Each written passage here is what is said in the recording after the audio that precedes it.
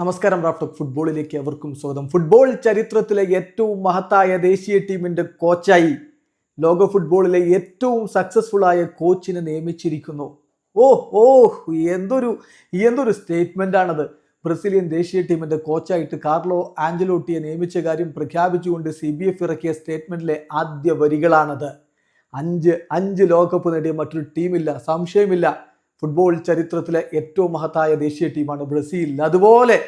അതുപോലെ ഏറ്റവും സക്സസ്ഫുൾ ആയ കോച്ചാണ് കാർലോ ആഞ്ചലോട്ടി. ആ കാർലോ ആഞ്ചലോട്ടി ബ്രസീൽ ദേശീയ ടീമിന്റെ കോച്ചായിട്ട് വരുന്നു.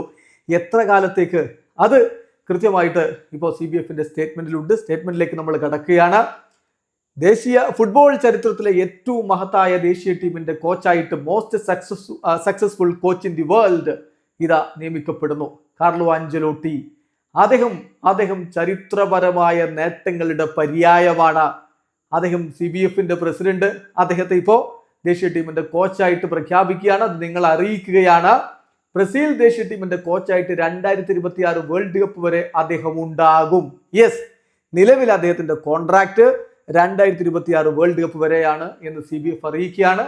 കൂടാതെ ഒരു കാര്യം കൂടി പറയുന്നു, ഓൾറെഡി ദേശീയ ടീമിന്റെ കോച്ചായിട്ട് അദ്ദേഹം മാറിക്കഴിഞ്ഞു.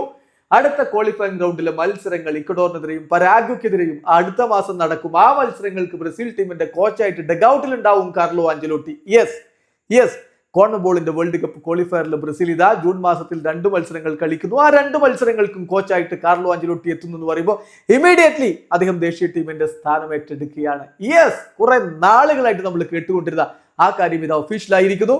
കാർലോ ആഞ്ചലോട്ടി ബ്രസീൽ ടീമിന്റെ കോച്ചായിരിക്കുന്നു. വീഡിയോ അവസാനിക്കുന്നു. ഫുട്ബോൾ ലോകത്തെ കൂടുതൽ വിശേഷങ്ങളുമായി റാഫ്റ്റോക്സ് എത്താം.